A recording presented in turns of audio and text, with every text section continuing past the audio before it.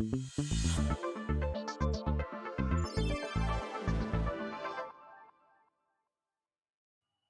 everyone, welcome back to another episode of the Lucas and Lee podcast. Yes, it feels like spring today, but and also it is your reminder, everyone, to be a good person. There's a lot of bad people out there. There are bad people out there, and I felt the need to order this. I got it off the gram, by the way, from a Instagram page basically called Be a Good Person. They're a clothing brand out of Colorado.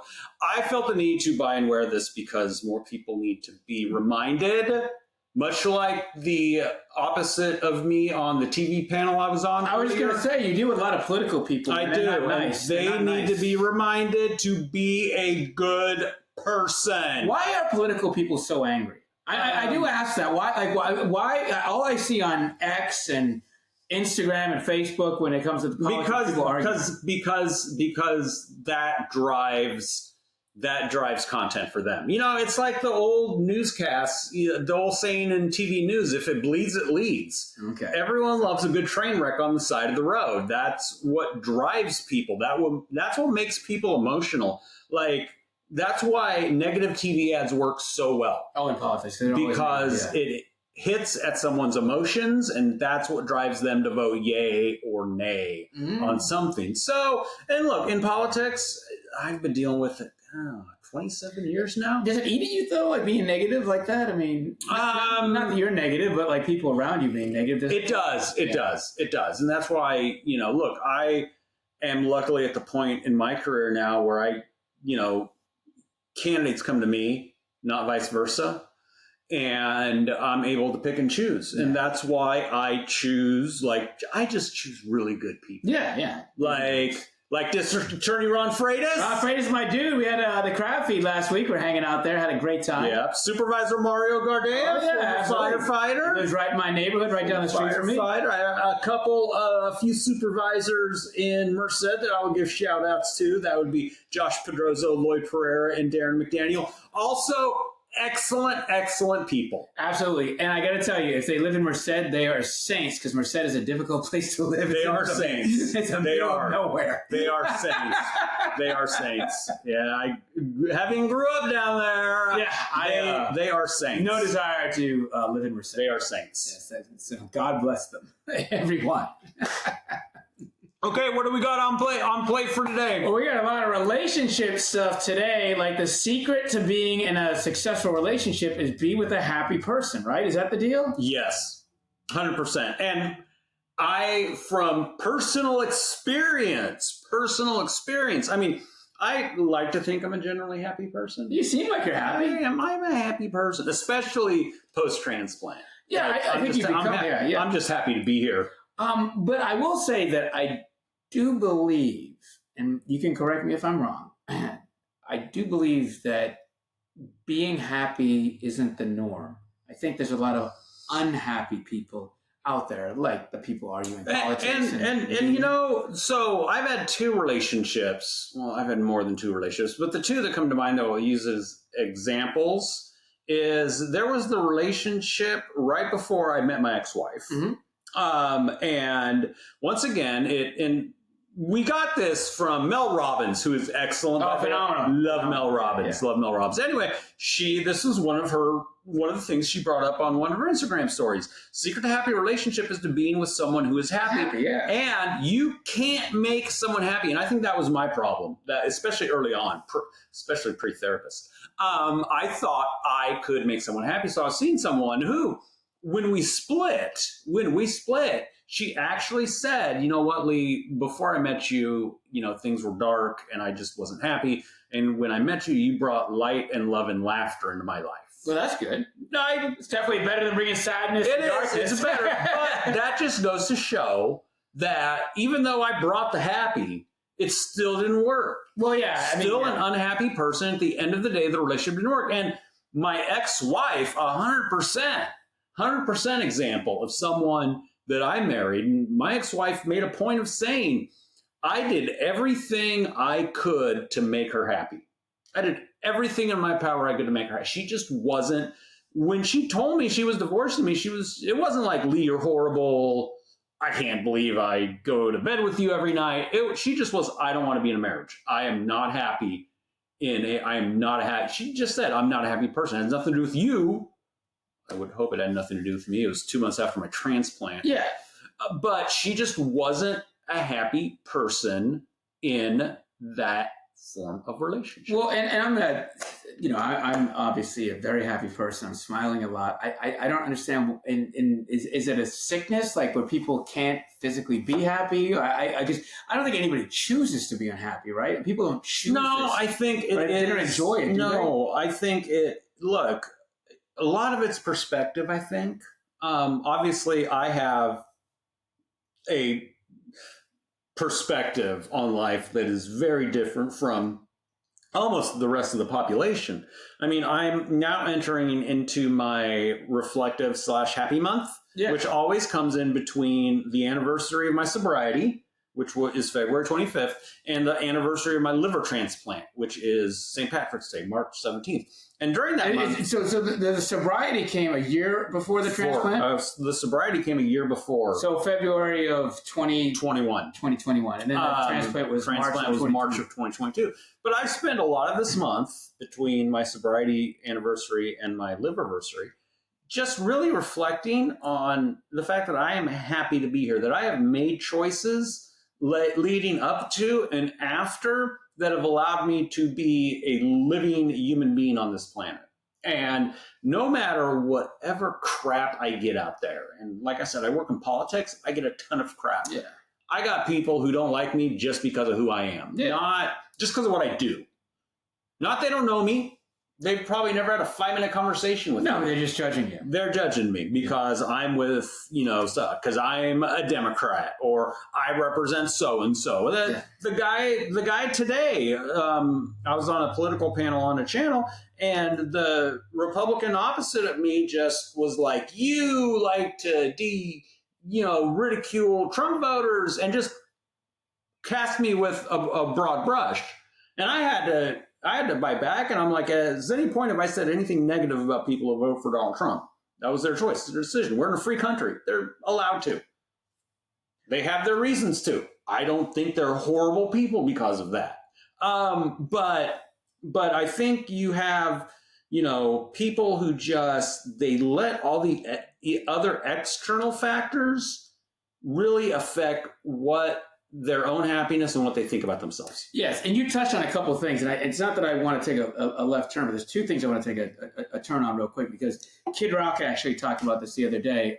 Kid Rock obviously is a big-time Trumper, and they asked him what he thought about the Super Bowl halftime show, and he said he loved it. He thought it was fantastic. He thought, anytime that somebody's giving the middle finger to, society, he goes, he applauds it. And then they brought up Snoop Dogg and Nelly, who both performed for Trump, and how they were getting hatred. I don't know if you know that. Nelly and Snoop Dogg got a lot of hate because they performed for the Trump inauguration. Yeah. And Kid Rock goes, did you guys know that I played for Obama? He goes, just because we're playing an event doesn't mean that we're endorsing that event. It means we were paid to be at that event. So you probably should calm down on the hatred for Snoop Dogg, calm down the hatred for Nelly, because they were there because they're performers and they were paid to do a job. That not to divert too much from what we're talking about today, but that is part and parcel a bigger problem we have in society, and we've talked about it before, is that social media puts everyone in these little silos. Yeah. And it's like, how dare you hang out with someone from the other side? I know. It's crazy. How dare you? And look, I once had a few dates with someone who was a Trump supporter last year. Yeah. And, before we went out a few times, she was like, well, I'm voting for Trump. And I'm like, well, I'm trying to date you, not trying to get your vote. Yeah. So, I don't let your political affiliation get into the fact that I'm trying to get in your pants. I mean, what's the point of dating? It's just like, Jordan said Republicans buy shoes too. Yeah. Republicans date as well. Yeah, they do. They do. They need some loving too. Yeah. But yeah, you can't, and I think that's a problem in a lot of relationships, is that you can't go into it thinking I'm going to make that person do something. No, you can never make something to make someone. People try. They try to make people Republicans or Democrats when they're dating them. They try to make somebody happy. I will say this though: there are people that come around you that bring joy. Yes. And they make you happy and they bring you joy. That's a little bit different. But if you're a miserable person, instead of getting into a relationship, you probably should figure out why you're miserable before you get into a relationship. Yeah, I think, and the other thing Mel Robbins said that I really took to heart and that I have tried to do, especially post-transplant, seeing my therapist once a week, is that the biggest thing, if you're in a relationship with someone, the biggest thing you can focus on, and we're talking, outside of, doing things to make sure that you appreciate and make sure the person you're dating is feeling seen. The biggest thing you can work on is you. Yeah. The best thing you can do for a relationship is to bring the best version of yourself to that relationship. And that, when you do that, it manifests in ways that makes the other person feel seen and appreciated. Being attentive, being present, knowing the things you're supposed to know about your partner. And you're able to do that when you bring the best version of yourself into any relationship whatsoever. Yeah, that's the whole basis of the book. I need to get you the book, 3% Man by Corey Wayne. It's a brilliant book. Basically, it's 3% man, meaning 97% of men don't get it. And in the book, there's a whole chapter about how he talks about, when you work on yourself and you become the best version of yourself after a breakup, like when somebody breaks up with you, and then your whole goal is to get them back, and you work on yourself and you work on yourself, you become the best version of yourself. And then that person comes back and is like, okay, you're cool now. And then you realize, wait a second, I've actually outgrown you now. Yeah. And it's a beautiful feeling when that happens. But that has to come from yourself. You have to work on you. You have to be happy. Don't get into a relationship if you're not happy. Figure out why you're unhappy, get happy, and then you can get into a relationship. 100%. 100% couldn't agree with you, because way too many people get into a relationship thinking they're either going to fix someone or the relationship is going to fix them. Yeah. No. And 0 times out of 10 that happens. 0 times. Yes, it always leads up in being a breakup. And a pretty horrible one. Yes. Speaking of which. Yes. So breakups, would you rather be dumped or be the person who is dumping? My ego says I would rather be the person that is dumping. But because I've obviously been dumped, and that's no fun. It's no fun, but it is better than. I think it's extremely hard. I'm a non-confrontational person, as you know. I think it's extremely hard to dump somebody. I think it takes a lot of courage to break up with somebody, and the guilt and all that's involved. I would rather be dumped. So. And I think it all depends on the circumstance. If it's a relationship where everything seems to be fine, but in your heart of hearts, you're just like, this is not a match. I don't see this being something that is long term. Other than that, the person is fantastic. Then, I could see that being extremely, extremely difficult to do on the dumper's end, because for a couple reasons. As human beings, we like to be in, stable, comfortable situations. And so what you're doing is leaving some that is stable and comfortable, hoping you find something better. Yeah. There's always that risk of, man, what did I dump that person for? Because I thought there was going to be greener grass on the other side. Now, if you're dealing with someone who is mean, horrible, gold digger, the expletives can go on. And as we've discussed, I've, had 1 or 2 of those. Then no problem dumping. See you later. Adios. And I've had a couple different ones where the person just turned out to be mean. Yeah. And there was 2. I specifically, when I ended things, they're like, why? And I'm like, you're just mean. You're just a mean person. They're like, what? I'm like, don't make me go down the laundry list. You're just a mean person, and I can do without. Yeah. In that case, it's easier to be the dumper, because you're extricating yourself from a very bad situation. Yeah. But I obviously being dumped, it's a hit to your ego. Anyone's ego. Yeah, it's a hit to anyone's ego. It definitely is. But people are very sympathetic towards you, and you get a couple of free meals out of it from your friends. You do. I cannot. I 100% attest to that. And there's nothing better than a free meal. No, nothing better than a free meal.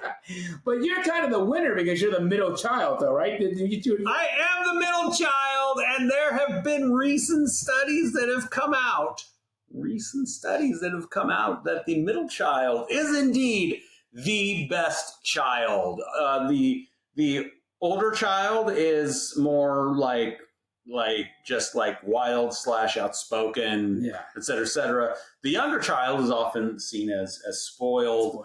And the middle child is the well-balanced, successful individual, especially in any family household where it's just like 3 children, like older, middle, younger, like mine, like me. I'm the middle child. You're like the Peter Brady. I am Peter goddamn Brady. Thank you. I'm not going around looking for some amulet in Hawaii, by the way, for bonus points for those of you who get that reference.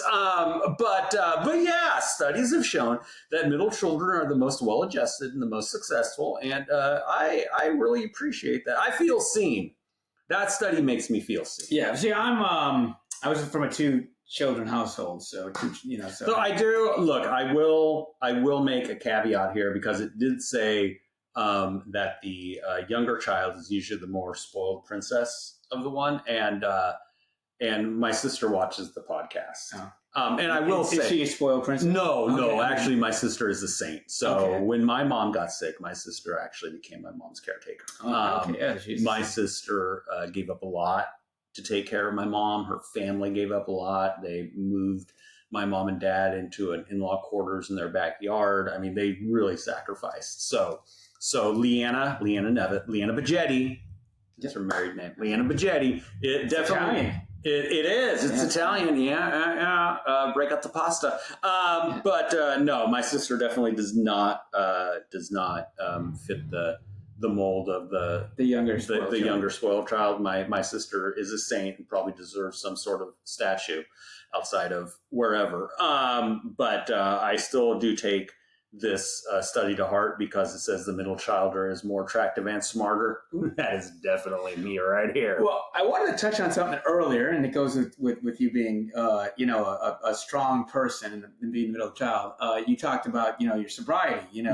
Was it February 24th? Was it February 25th? February 25th. February 25th. So I was watching this video of John Mayer, and he said he remembered the last time he drank. And he said it was Drake's birthday party, and he got drunk and had a hangover for 3 days. He said he had a hangover for 3 days after partying with Drake, and he woke up the next day, and he said he had a talk with himself, and he said, there's no wrong answers. Do you want to perform at 100%, 90%, 70%, 60%, or whatever? And he said to himself, I want to perform music at 100%. He said, well, then you probably should stop drinking. And that was his last time drinking. Do you remember, or do you talk? Oh, no, I remember. So first off, I think John Mayer should have had a talk with himself about partying with Drake. Yeah, I know. Yeah, exactly. But no, I distinctly remember it was my last drink was February 24th, 2021. Middle of the day, morning, night? Middle of the day through the night. So my wife and I were having difficulties at the time. Okay. And COVID was hard on a lot of marriages. Yeah. They say COVID is divorce spelled backwards, and our marriage, no different. So I decided to self-medicate. I started drinking it too. I was at a conference, legislative housing conference up in Napa that was, it was hybrid and socially distanced. So I was up there, and I started drinking at 2 p.m. The whole thing was over by that point, right? Yeah. So you had free time. Free time. I started drinking at 2 p.m. until 10:30 at night. And if it was... By yourself, or were there people with you? There were other people around attending the conference. It was all outside. But, I mean, you name it, I drank it. Angry Orchards, hard drinks, wine, champagne, it all came in. And I wake up the next day sober. You sobered out throughout the evening. How late did you wake? You wake up early, late? I woke up like around 11 o'clock. Oh, wow. Yeah. So you basically slept from 10 p.m. to 11 a.m. Yeah. So you were really gone. I was out. Yeah, you were knocked out. Boop. And I wake up and I'm driving home. And do you feel good or you feel sick? I felt good when I first woke up, and as I started driving, I started to feel sick, and my vision started to blur. I basically started to dehydrate, and I remember I had to pull over in Rio Vista. Oh, the beautiful Rio Vista. Beautiful town of Rio Vista, and had to call for an ambulance, and because I couldn't, there was no way I was going to make it home. Glad I did, because if I didn't make it home, I don't know what would have happened. I was severely dehydrated, and I just remember ambulance taking me to the Lodi Memorial Hospital, and being in the ER. You got that big light up there in the room, and they asked me, who do they want me to contact? And I'm like, grab my phone, call my wife.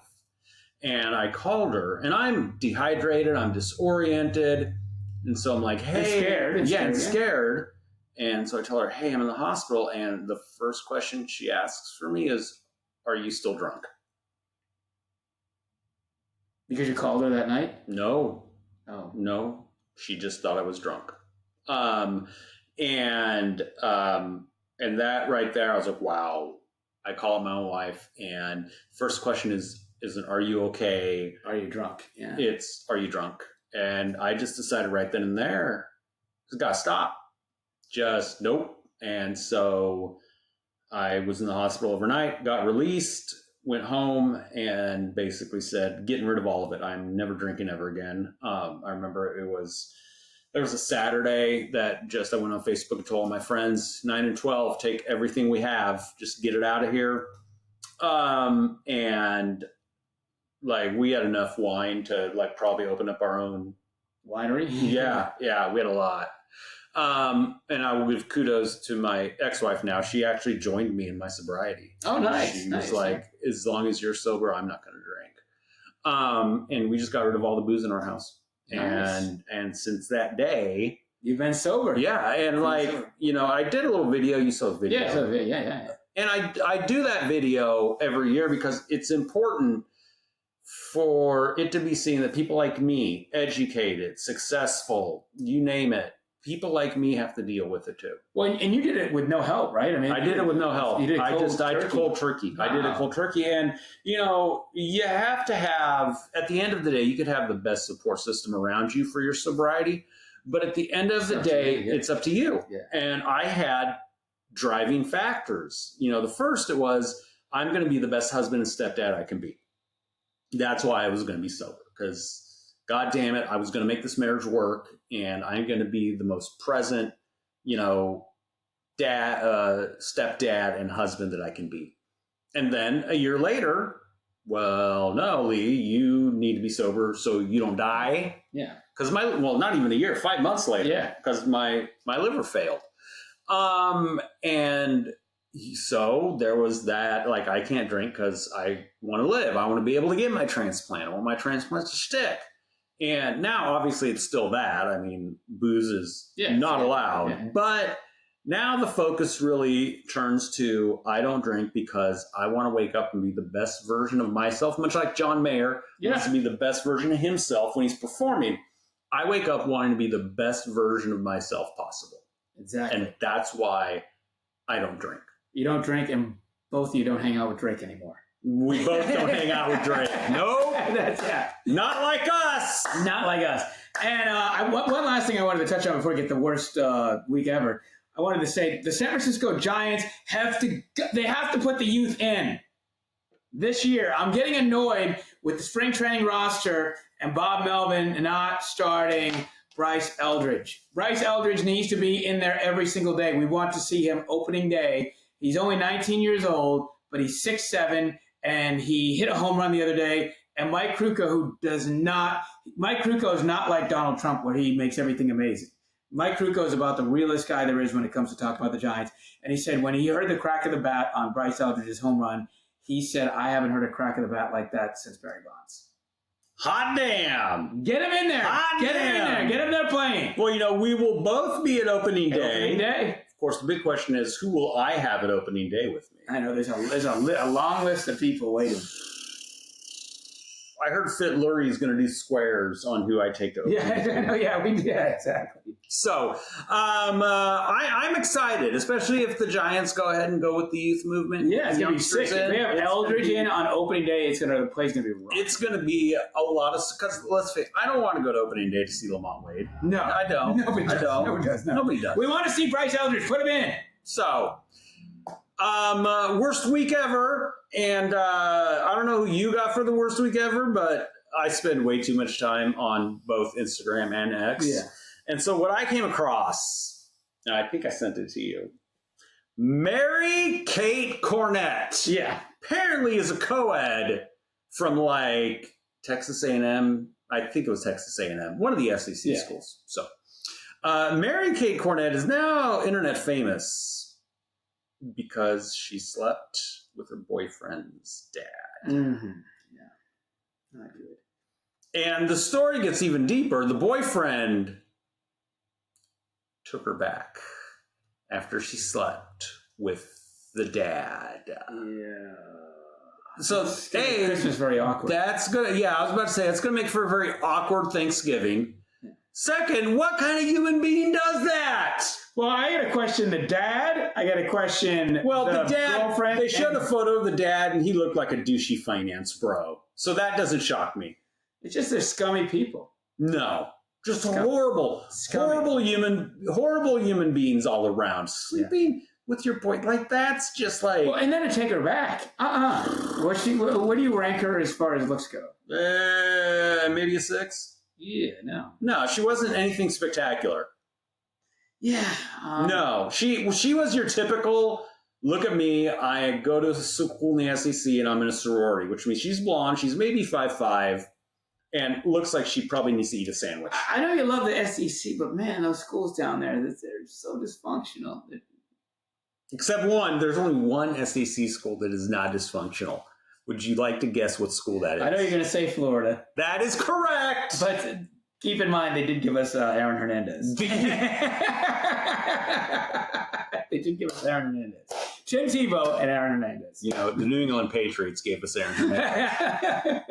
University of Florida, the only school in the SEC that is not dysfunctional in the least. So yeah, Mary Kate Cornett, I know you're getting a lot of flack on the internet, and you're going to get some from us. You indeed had the worst week ever.